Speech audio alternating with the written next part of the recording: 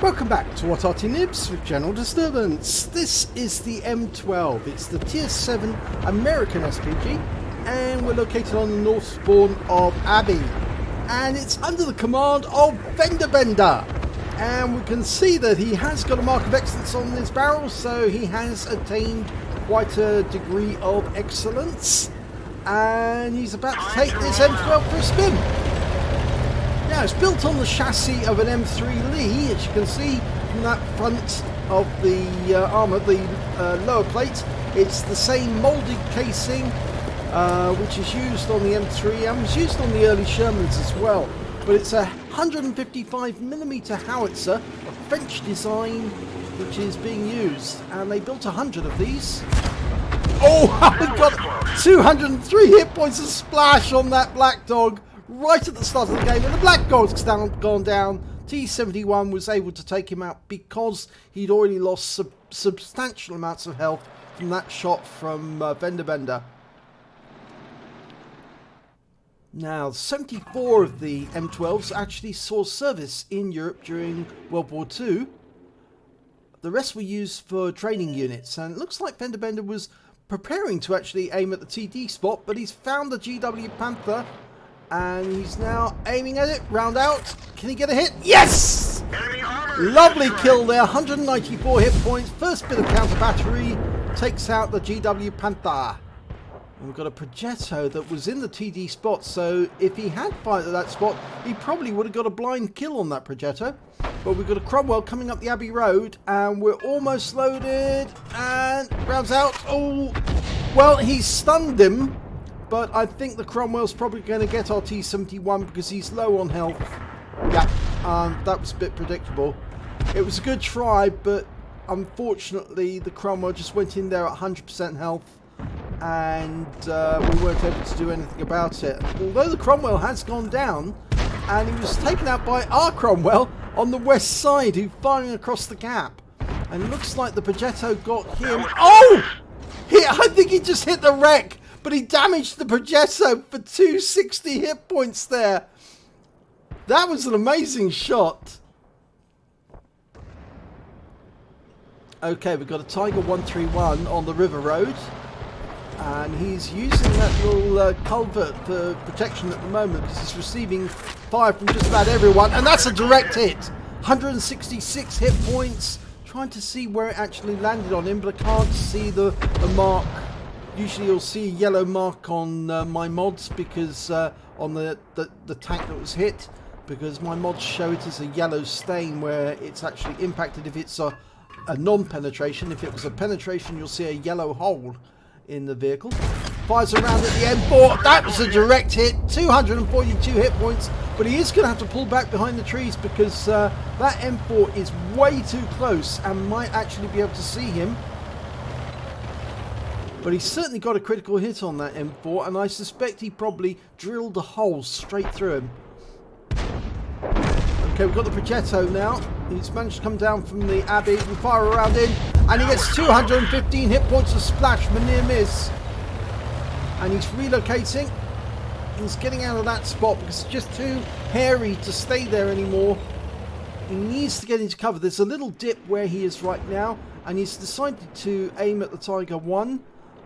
Down at the far end of the River Road. We're almost at the enemy cap area. There's a Nashorn there as well. Oh, he's going to go for the Nashorn. It's a more dangerous opponent. It is in cover and firing on our guys on the River Road. Fires the round out, and yes, he got a hit. 335 hit points. Now the Nashorn's actually using the same chassis as the Hummel, would you believe it?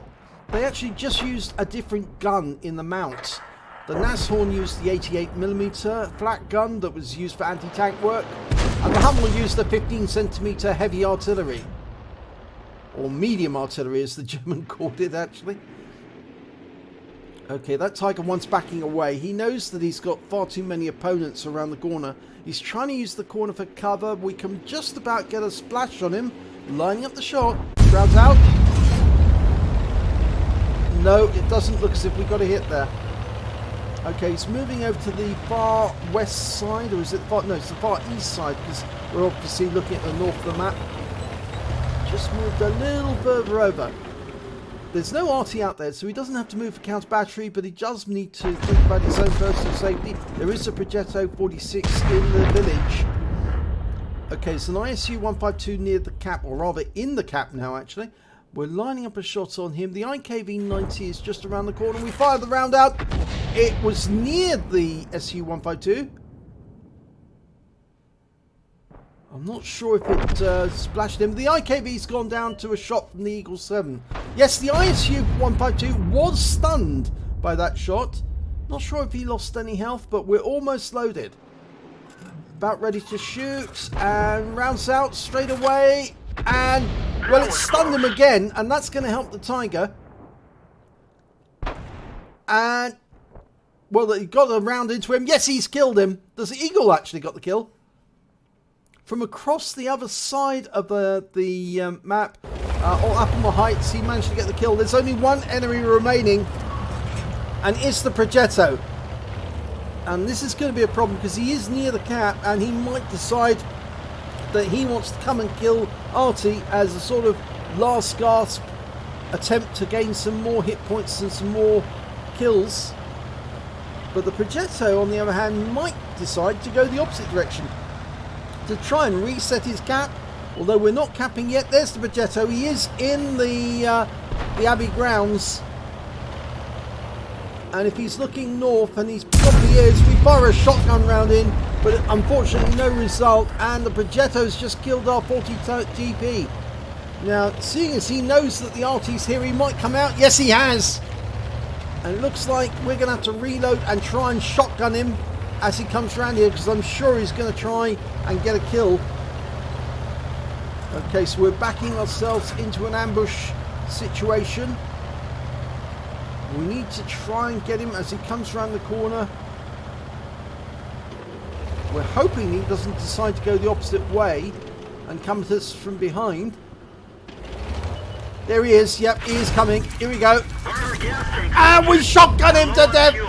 Wow.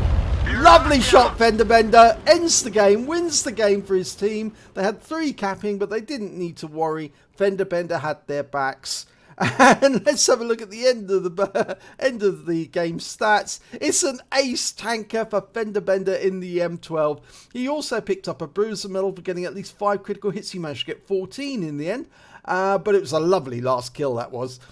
Win 8, 3-1-5-8, and I bet that Progetto feels a right wally for trying to come at him from the front. If he'd gone round the back, it would have been a different story. He might have been able to catch FendaBenda's unaware, but no, on this occasion, he made a big mistake. He met a 155mm gun, and that was the end of it. So, let's have a look at the team scores. Well, he didn't get the highest damage. Unfortunately, that went to the Progetto. Would you believe it? He got the high caliber top gun and tank sniper in that battle. He managed to get 4229. So I suppose he won't be regretting that he made that mistake after all, because after all, he did come out with a Courageous Resistance Award, even though he lost the game. But we can see that the Tiger P came in next with 2,203, and then came FendaBenda with 1,942 hit points. When it came to kills, it was the Progetto again, 7 kills, just one short of getting a Radley's, and I suppose that's what he was after when he was coming after FendaBenda.